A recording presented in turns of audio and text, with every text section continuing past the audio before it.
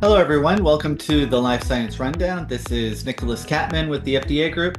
Before we jump into our discussion for today, just a little bit about the FDA Group. We help life science companies in the areas of quality assurance, regulatory affairs, clinical operations, commissioning, qualification, and validation, CMC, as well as pharmacovigilance. We offer three different engagement models, which are consulting, staff augmentation, and full-time employee recruitment.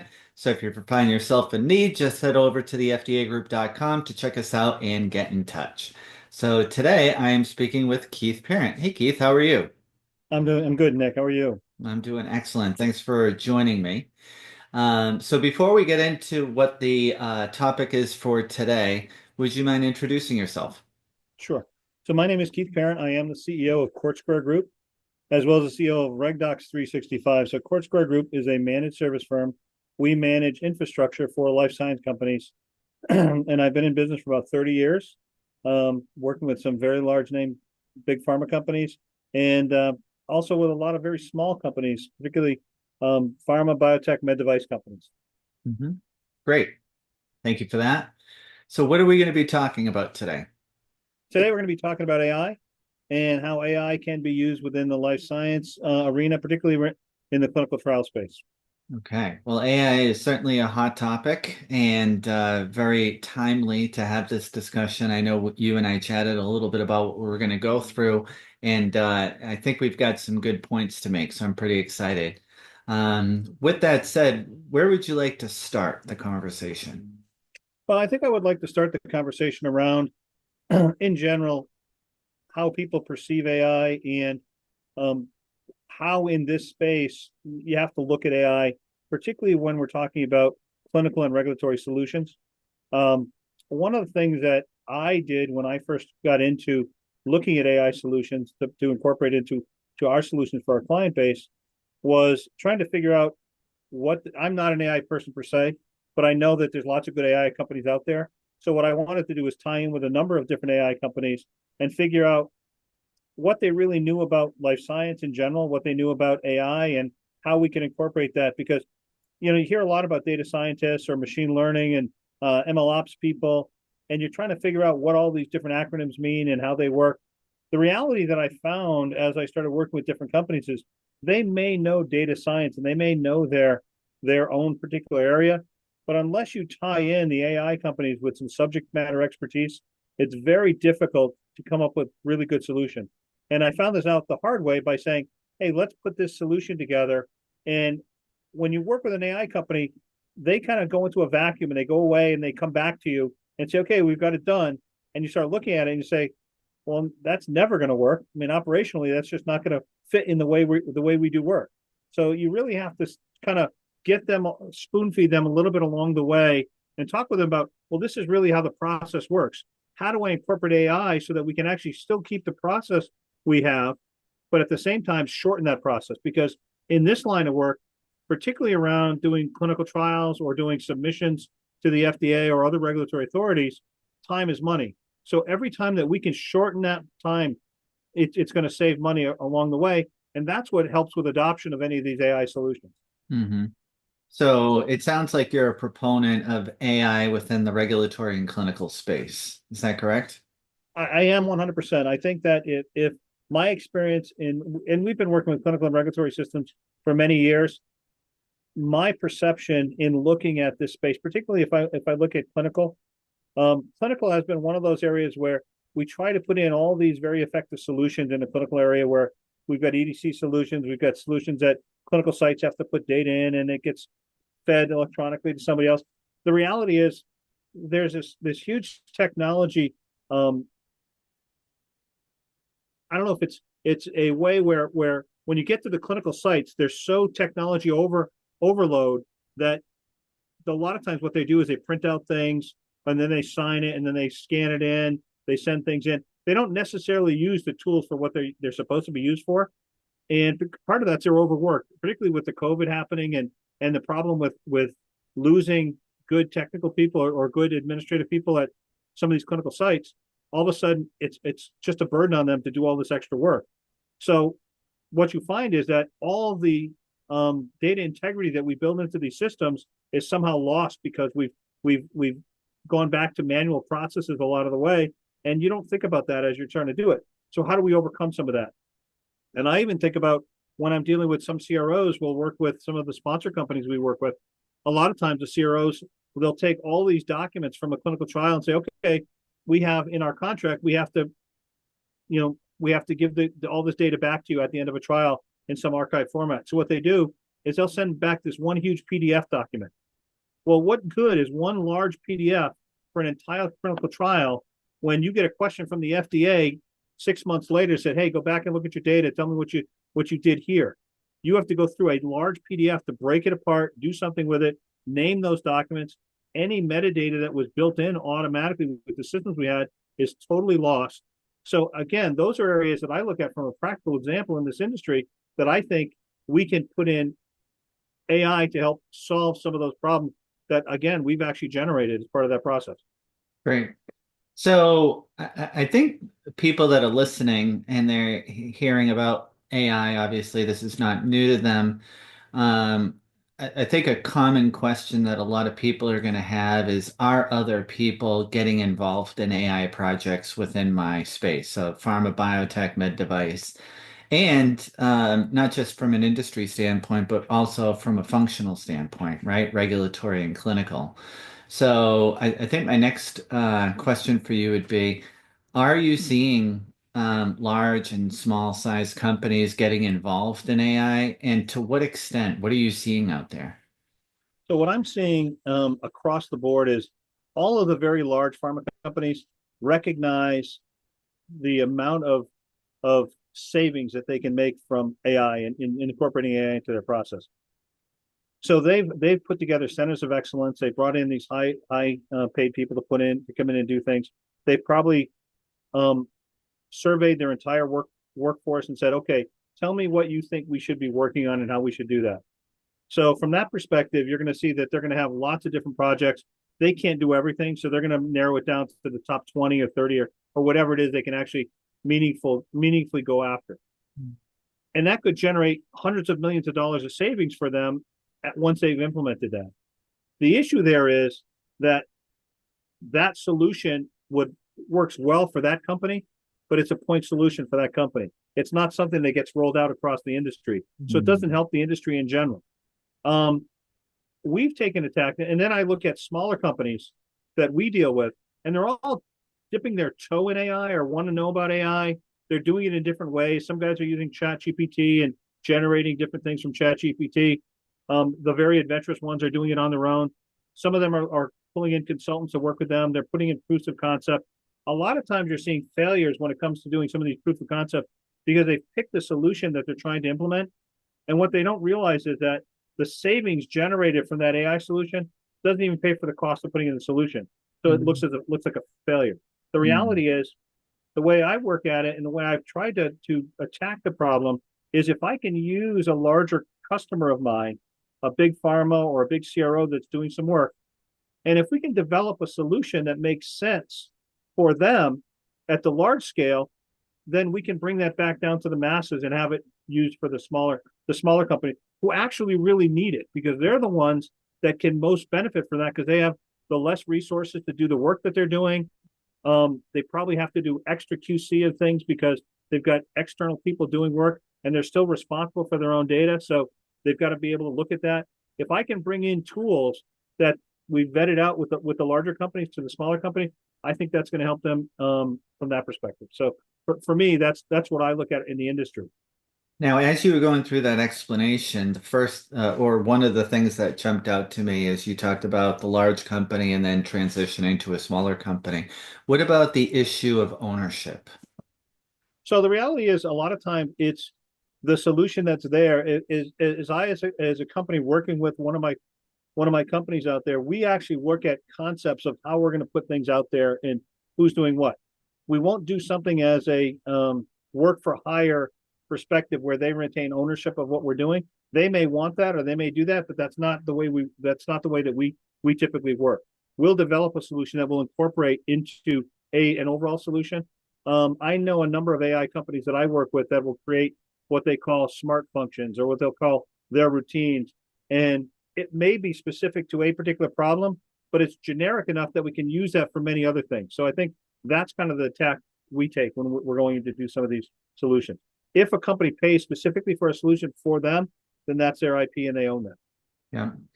One of the stats I heard is that 40% of the workforce is going to become 30% more effective. So that's kind of where we are in today's landscape, and that will continue to evolve. As I think about companies that are implementing AI, there's two things that come to mind. One is you talked about playing around with ChatGPT. From my perspective, I think that's a really great starting point within a controlled environment because it allows you to kind of understand how this technology works and how to use it. Although you have to be careful at the same time, in my opinion, because if you let everybody go willy-nilly, free reign, without any sort of policy in place, things could get a little bit out of control. So, do you share my sentiments or do you have a different opinion? Well, I think that ChatGPT, from my perspective, is a great way to start. The issue you have to be very careful about is making sure that if you're going to use it, you use it within your firewall, because what you don't want is you don't want your IP becoming part of the public domain so people can use that. So you have to be very careful. And I think the early adopters of trying to do some of this work weren't as careful as they probably should have been. And they Mm, did that. The other thing you have to worry about is hallucination. And if people don't realize that sometimes asking questions or coming up with answers from a chat GPT may actually make up things based on the amount of data that they're looking at.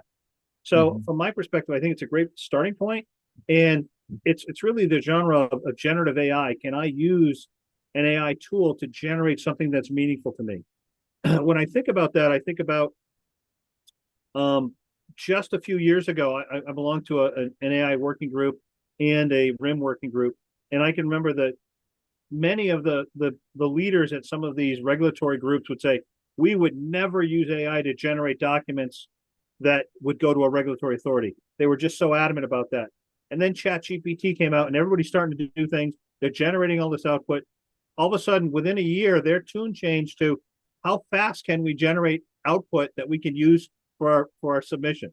So it's a real mind shift when it comes to that. So now it's just kind of putting the guardrails on to help them to use their data effectively and using techniques like RAG, retrieval augmented generation, to pull your own data out of your systems and use that to generate output is what's really important in the field today.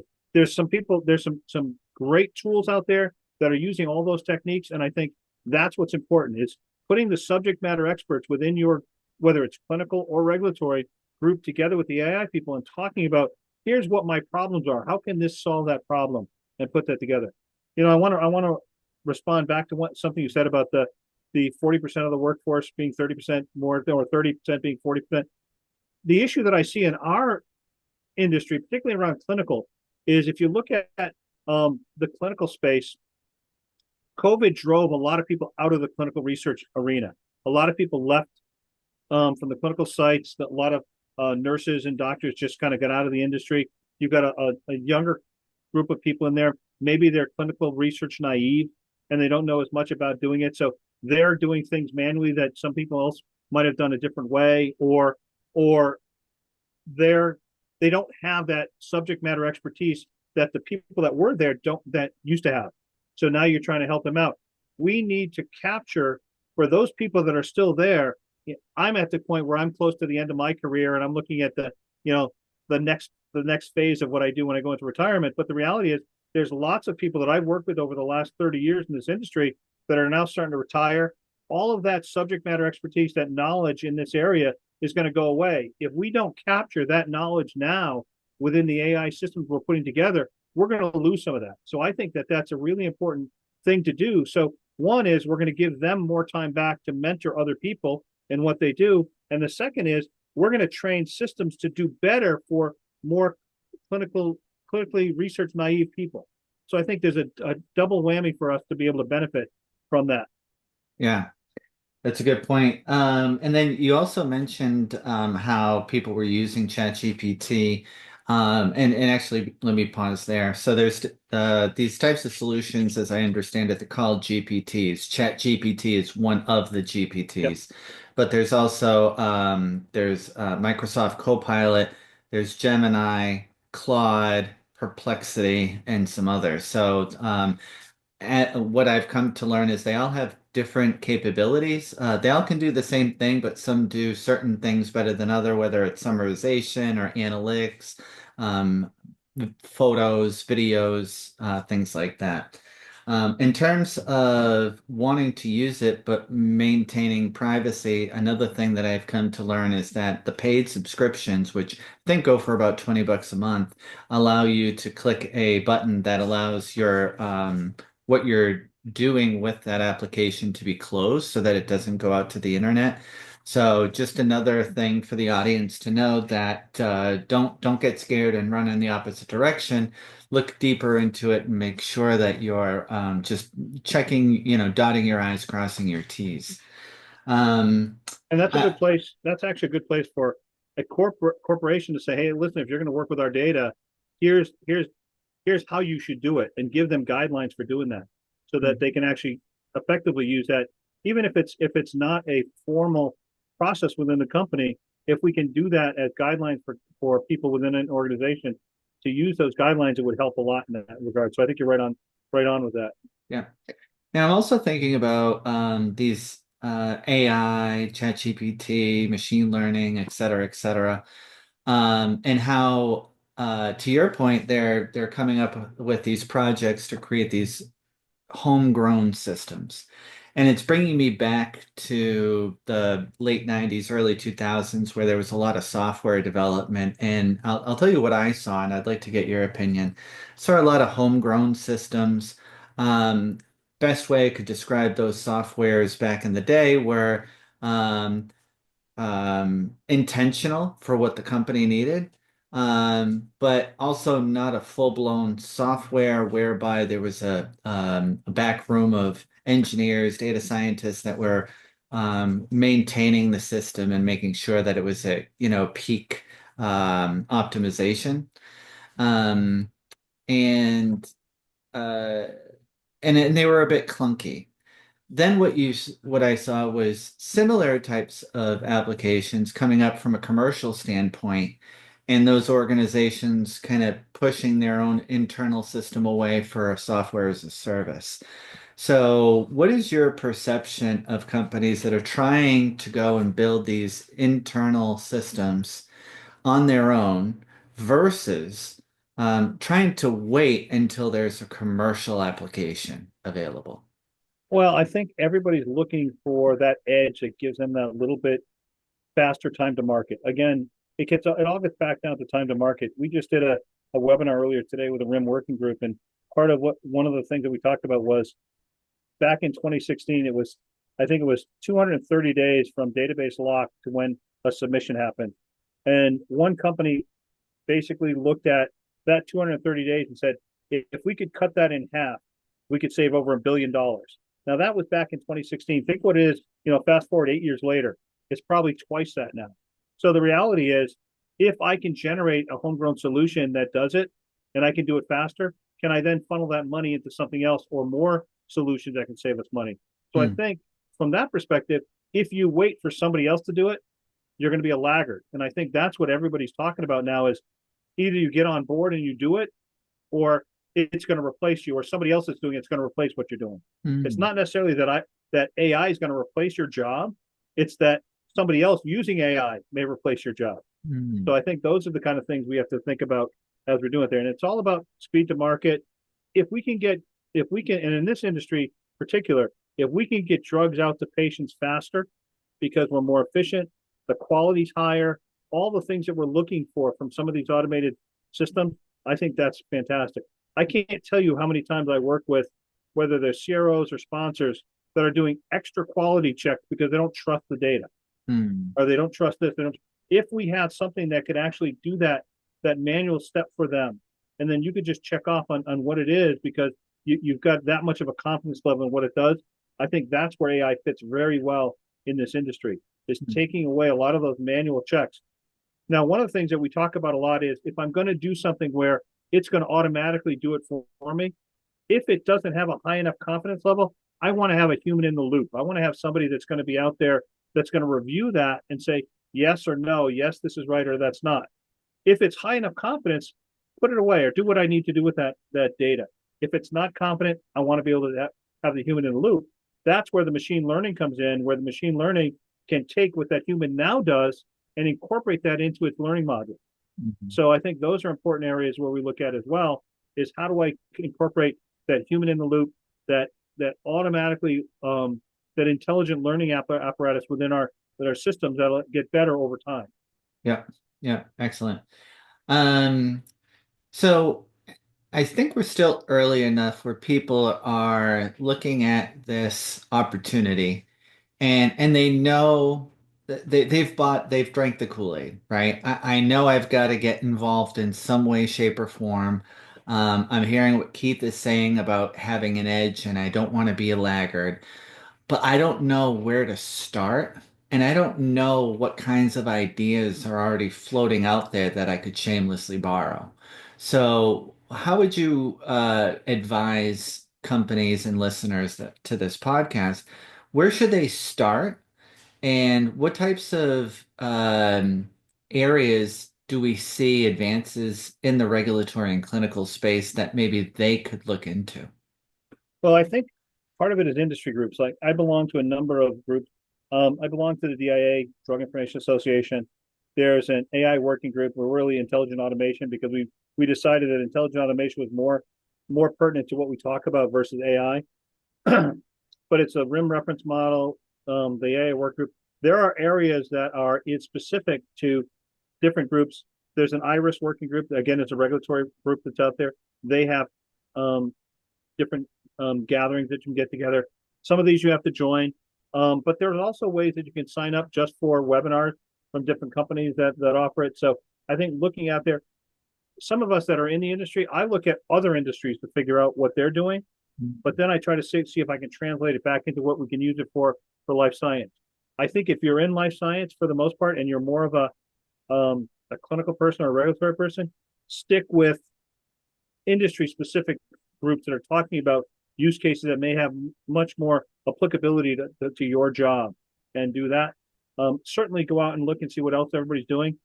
And whenever I go to some of the network gatherings with people within regulatory or clinical, I talk a lot about looking at other industries and figuring out does it make sense for you or can you see yourself using some of that. I think the barriers are starting to come down a little bit for people that used to think we'll never do that. And it was all around quality, it was all around regulatory. They always put this big stigma about we can't do that. Whereas now it's like, well, we want to do that. How can we do it? Mm. And I think that's going to be an important part. Yeah. Um, I want to satisfy the curiosity of the audience. What are some of the cool concepts, ideas, and projects that you've come across? Can you comment on that? Sure. A couple of things that we've come across and have done some work with, there are things like TMF auto classification. If you think about the TMF, the trial master file, the trial master file is just a way of coding all the documents that are going to go into your clinical trial. Well, it takes 8 to 10 minutes for somebody that's at a CRO to open a document, open the document, read the document, figure out where it goes, and put it away into a system. If you can take that down and have a natural language processing engine read that document and understand what that document's all about, and if it knows where it should go within the TMF, think about the time savings for something like that. How about the concept of I have multiple systems that have labeling information that I need to put on my label when I do my submission? Well, what if I had a system using retrieval augmented generation, RAG, that can go in and actually read from multiple systems out there and be able to pull that information and actually generate that label for me? Those are things that are effectively being able to do some of that. What about regulatory correspondence? What if I know that I'm going to get something from the FDA or I'm going to get something from the EMEA or Health Canada, and it comes in as an email message and they're asking for us to do something or report back on some drug product that we have? Well, part of it is one, people will typically get those emails in, they'll look at them, say, oh, I've got a commitment in here, and put it into a spreadsheet. Then that spreadsheet has a date on it that's got to get back to that regulatory authority. What if I had a system that could actually look at all of my emails coming in and notice that, oh, this is coming in from a regulatory authority. identify that, make sure they makes a copy of that so we have that for posterity, put that into my document management system, but then using natural language processing, go into that correspondence and identify the commitments, one or two or how many are in there, and actually dump those into a RIM system if I have one. Or conversely, just dump them into my Excel spreadsheet. At least I've got somebody else doing it for me. Those Hmm. are the kind of things that I think about when I'm looking at doing some of these. Regulatory intelligence. What if I used AI to go back and look at the different countries that we've submitted drug products to already? And we look at some of the questions that came back. What if I was able to inform our future submissions by being able to say, this country always asks these kind of questions. So instead of doing that, let's get in front of that and let's make sure we answer those up front so that we know that it's going to help grease the skids for an easier submission when we go forward. I think Mhm. those are the kind of things. I also think using AI to look at your submissions that failed may be just as important, because if I can look at the ones that failed, why did they fail? What caused us the problem? Can I head that off the path and maybe save us, millions of dollars as we're doing that? So I think from that perspective, there's lots of areas that we can look at to do that. I was at a recent event, and the head of one of the big pharma companies was out there, and she was talking about the fact that they surveyed all their employees and they had hundreds of submissions of things that could potentially do that. They could only go after the top 20 or 30 that they could use, because it was just too there was first of all, you don't have a big enough AI group to go after all of them. So you got to do something, and you got to do something that's going to give you the biggest bang for the buck. So I think identifying those is going to be really important. That to me is some of the things I just told you about. Those are things that I've been talking about for a very long time. And in our AI working group that we have, we actually did this note board where we put on all these different notes and figured out how many people had the same kind of things, and looked at different use cases that may be good to try to do in some kind of hackathon or something like that. So I think many more of those kind of things are going to come out. Very cool. Well, as a person that's listening to this podcast, I'm hearing what Keith is saying, and I'm saying, I'm excited. I know I've got to get involved. You've told me how I can kind of start, and you told me some of the things that are out there. It's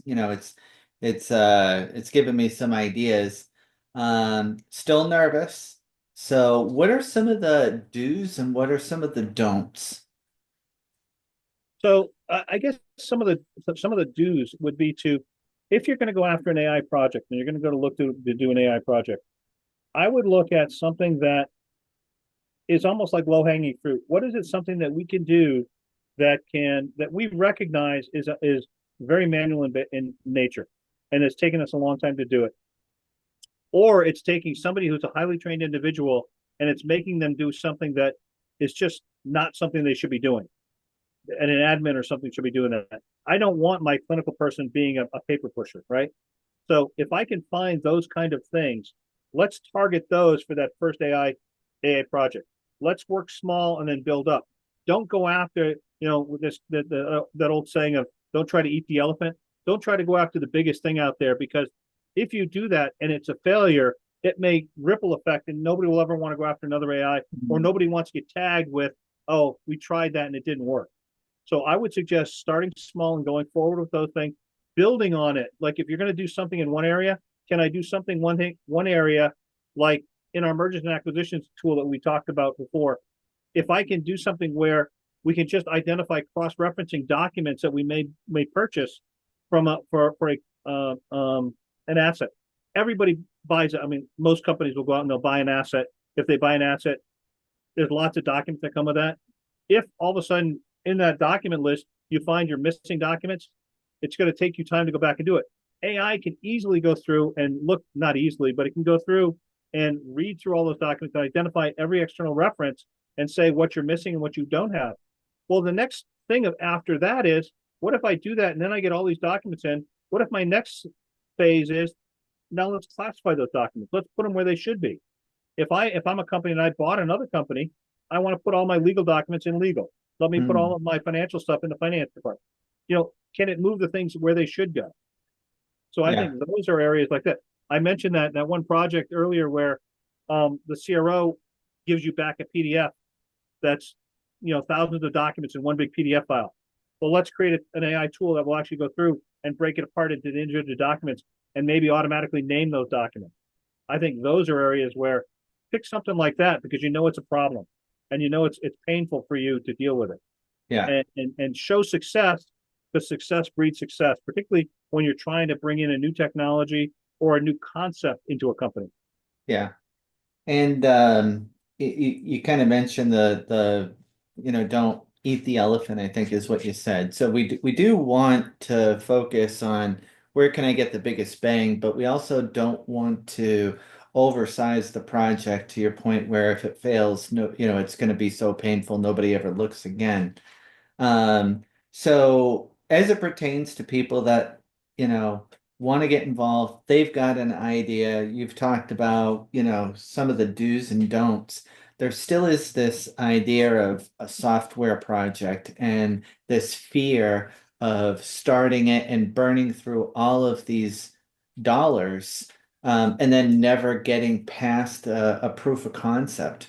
So can you comment on that? Well, I think the important thing there is to really understand what your goal is going to be. What is it you're trying to go after? Let's try to make it as simple as possible and put together a plan that says, how are we going to get to that point? What is it we're going to see to do that? One of the things that I think that is problematic is, and I mentioned it earlier, is that sometimes you'll work with an AI company and say, oh, we get it. We know what you need. And they just go off and do their thing. And then they come back a couple months later and say, okay, here you go. And it's nowhere near what you were thinking about. That's the same as one of those software projects you were talking about earlier, where it used to be that the software developers would go off and do their own thing. These guys would go off and do their own thing because they're thinking about their methodologies, their algorithms, all these kind of things.